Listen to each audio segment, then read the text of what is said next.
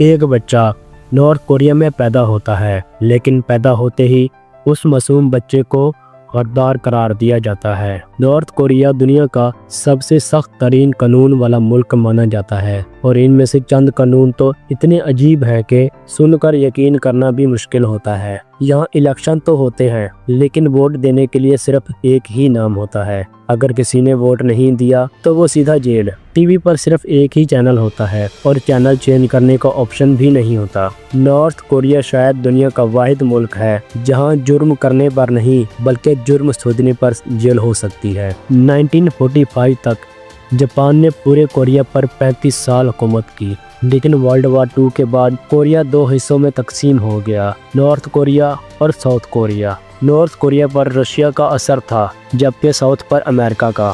1948 میں کم ڈائنیسٹی کے کم سونگ کو لیڈر بنایا گیا اور ملک کا نام رکھا گیا Democratic People's Republic of Korea, لیکن یہاں ڈیموکریسی کبھی آئی ہی نہیں۔ 1950 میں نارتھ کوریا اور ساؤتھ کوریا کے درمیان جنگ ہوئی، جسے کورین وار کہا جاتا ہے، لیکن جنگ ختم ہونے کے بعد کبھی دونوں ملکوں کے درمیان امن کا ایگریمنٹ نہیں ہوا۔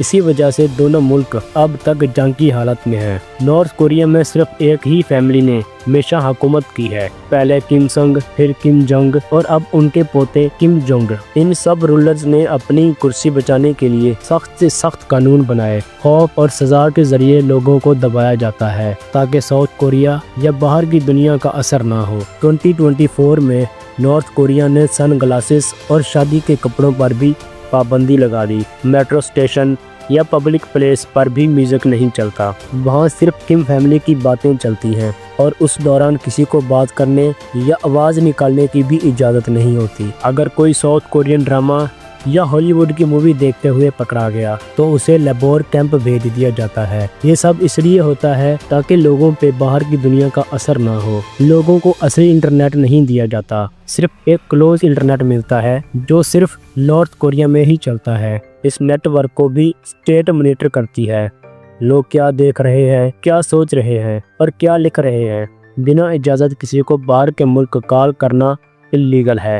ٹی وی، ریڈیو اور اخبار صرف اسٹیٹ ہی چلا سکتی ہے، پرائیویٹ میڈیا کا تصور بھی نہیں۔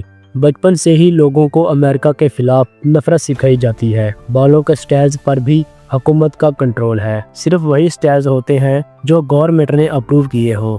جینز پہننا، بال ڈائی کرنا یا چمکدار کپڑے پہننا بھی منع ہے، اور خاص کھانوں پر بھی بین ہے، جیسے ہاٹ ڈاگز اور ساؤتھ کوریا کے کھانے۔ ایک شہر سے دوسرے شہر جانے کے لیے پرمٹ ضروری ہے، بنا پرمٹ کے سفر اللیگل مانا جاتا ہے۔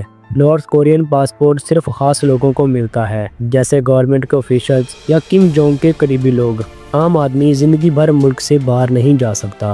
نارتھ کوریا میں زمین، گھر، دکان سب کچھ اسٹیٹ کی ملکیت ہوتی ہے۔ کوئی بھی ان چیزوں کا مالک نہیں بن سکتا، صرف یوز کر سکتا ہے، وہ بھی اسٹیٹ کی مرضی سے۔ ریلیجن کو فالو کرنا بھی اللیگل ہے۔ چرچ تو ہیں لیکن وہ صرف دکھاوا ہے۔ جو لوگ سچ میں عبادت کرتے ہیں انہیں لیبور کیمپ بھیج دیا جاتا ہے۔ اگر کوئی شخص حکومت کے خلاف بولے تو صرف اسے نہیں بلکہ اس کی پوری فیملی کو جیل بھیج دیا جاتا ہے۔ یہ سزا 3 نسلوں تک چل سکتی ہے۔ نارتھ کوریا میں گورنمنٹ کے لوگ ہر جگہ ہوتے ہیں۔ جرم کا سوچنا بھی ایک جرم ہے۔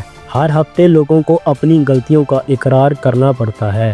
جہاں لوگ خود کو کرٹیسائز کرتے ہیں اور دوسرے لوگ ان پر تنقید کرتے ہیں، جیسے کہ میں نے کم جونگ کی تعریف کم کی یا میں کسی بار کی چیز سے امپریس ہو گیا۔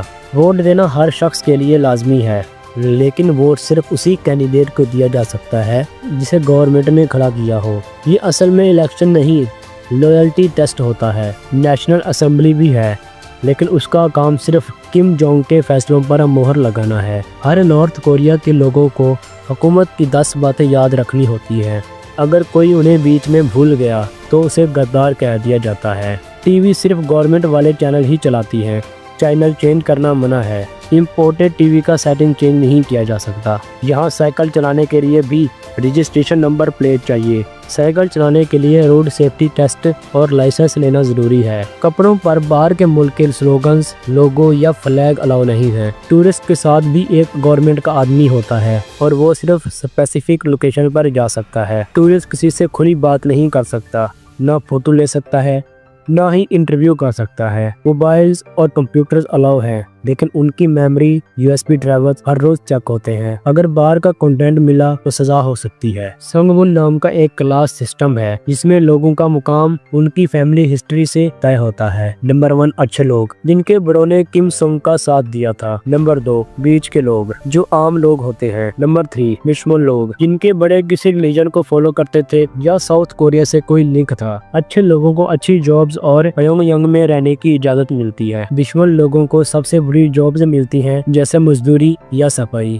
بجلی، پانی اور گیس بھی راشن کے ذریعے ملتی ہے اور ان کے استعمال پر سخت نگرانی ہوتی ہے۔ 17 سال کی ایج سے 10 سال تک آرمی سروس ہر مرد عورت کے لیے لازمی ہے۔ کم سونگ اور کم جونگ کی ڈیتھ اینیورسریز پر رونا کمپلسری ہے۔ اگر کوئی نہیں رویا تو اس کی وفاداری پر شک کیا جاتا ہے۔ ہر گھر میں کم سونگ اور کم جونگ کی تصویریں لگانا لازمی ہے اور انہیں روز صاف کرنا بھی ضروری ہے۔ اسکول کے بچوں کو ان لیڈرز کی سپیچ یاد کروائی جاتی ہے۔ نارتھ کوریا دنیا سے اتنا کٹا ہوا ہے کہ ان کا کیلنڈر بھی الگ ہے، جس کا نام ہے جوچی کیلنڈر۔ اس کا آغاز 1912 سے ہوتا ہے، کم سونگ کی پیدائش کا سال۔ اس حساب سے 2025 کا سال وہاں 113 ہے۔ اس ایسولیشن کی 2 بڑی وجوہات ہیں۔ نمبر 1 کم فیملی کو ڈر ہے کہ اگر لوگوں کو باہر کی دنیا کا پتہ چلا تو وہ گورنمنٹ کے خلاف ہو جائیں گے۔ نمبر 2 نیوکلیئر پروگرام کی وجہ سے انٹرنیشنل سیکشن نے نارتھ کوریا کو اور زیادہ تنہا کر دیا ہے، پر یہ تمام معلومات ان لوگوں نے دنیا تک پہنچائی ہیں